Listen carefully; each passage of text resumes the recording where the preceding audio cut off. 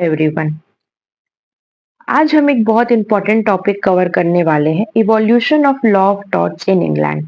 हम देखेंगे कि कैसे लॉ ऑफ टॉर्ट ने इंग्लैंड में डेवलपमेंट किया, फ्रॉम एशियन ट्राइबल कस्टम्स तक लेके मॉडर्न सिविल रेमेडीज तक।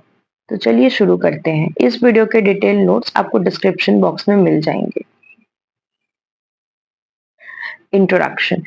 The law of torts provides remedies for civil wrongs.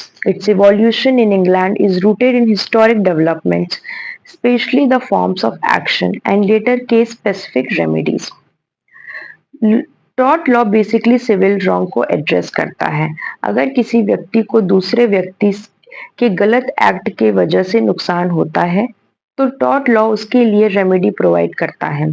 ये लॉ इंग्लैंड में धीरे धीरे डेवलप हुआ, पहले कस्टम से, फिर कोर्ट्स की रूलिंग्स के थ्रू और फाइनली एक प्रॉपर लीगल प्रिंसिपल के फॉर्म में। एंग्लो सैक्सन पीरियड 1066 के पहले इंग्लैंड में ट्राइबल सिस्टम चलता था। अगर किसी ने किसी को मार दिया या चोट पहुंचाई तो उसका सॉल्यूशन होता था वर्जरिट यानी मॉनेटरी कॉम्पनसेशन। ये पूरा सिस्टम रिस्टोरिव था, मतलब फोकस था पीस बनाए रखना, पनिशमेंट देना नहीं। Post Norman conquest, centralized royal courts emerged. Legal actions began through writs, royal commands to attend court. This led to development of specific forms of action. Norman conquest के बाद legal system centralised हो गया। अब king के royal courts में cases आने लगे, लेकिन कोर्ट में केस फाइल करने के लिए रिट चाहिए होता था, एक रॉयल डिमांड। यहीं से शुरू हुआ फॉर्म्स ऑफ एक्शन का जमाना, जहां हर लीगल कंप्लेंट के लिए एक स्पेसिफिक रिट होती थी। Forms of action. Plaintiffs had to fit claims into specific writs. Common forms included trespass, action on the case, trover, dentui, and repliny. This shaped early tort law. Forms of action से मेंट है कि अगर आपको किसी से grievances हैं तो आपको कोर्ट तभी सुनेगा अगर आप उसको एक स्पेसिफिक फॉर्म में फ्रेम कर सकेंगे। अगर आपका केस किसी रिट में फिट नहीं होता है तो आपके केस की सुनवाई ही नहीं होती।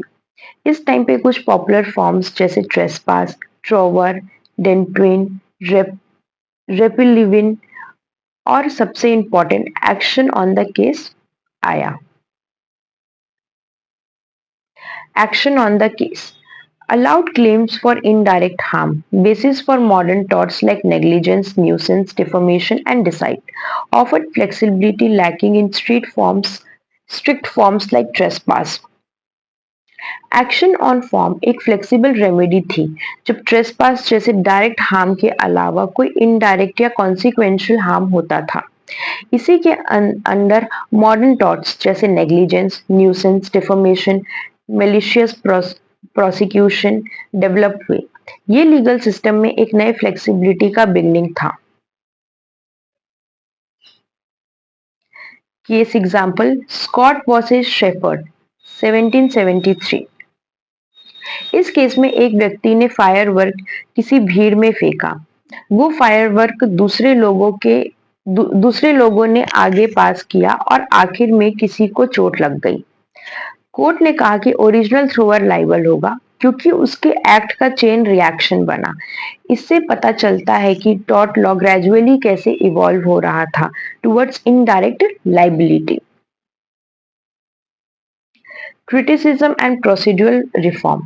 Forms of action became rigid. Common Law Procedure Act 1852 simplified pleading. Judicature Acts 1873-75 abolished forms of action and merged law and equity.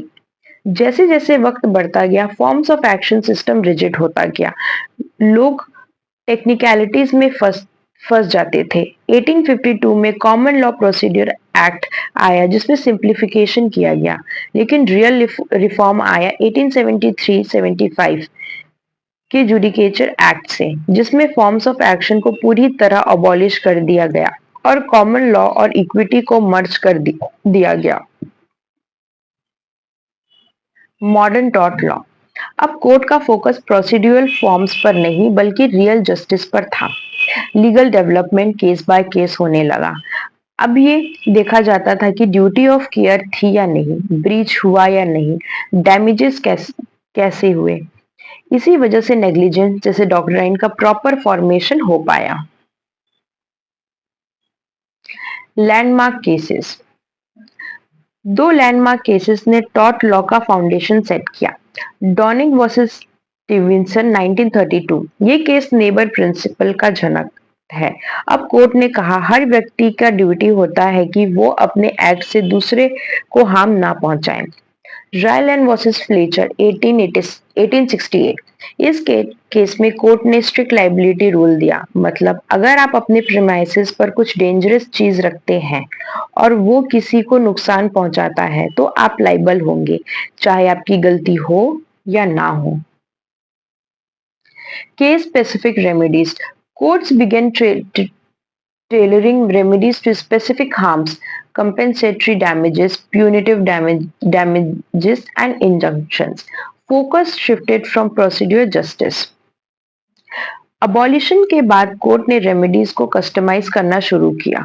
अगर किसी को चोट लगी तो कस्टमरी डैमेजेस मिलते, किसी ने जानबूझकर हार्म किया तो प्यूनिटिव डैमेजेस दिए जाते और न्यूसेंस जैसे केसेस में इंजंक्शन भी दिया जाता। ये मॉडर्न टॉर्ट लॉ की खासियत है, केस के फैक्ट्स के हिसाब से रेमेडी डिसाइड होती है। Conclusion. Tort law in England evolved from rigid procedure to a principle-driven system. Forms of action laid the foundation, but modern torts focus on rights, duties, and remedies tailored on to the case.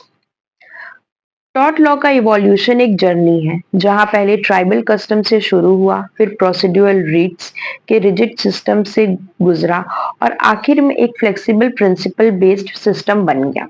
Forms of action ने foundation दिया, लेकिन आज का tort law human rights, duties और actual justice पर ज्यादा focus करता है। यही इस लॉ का ब्यूटी है, इट अडेप्ट्स विद टाइम।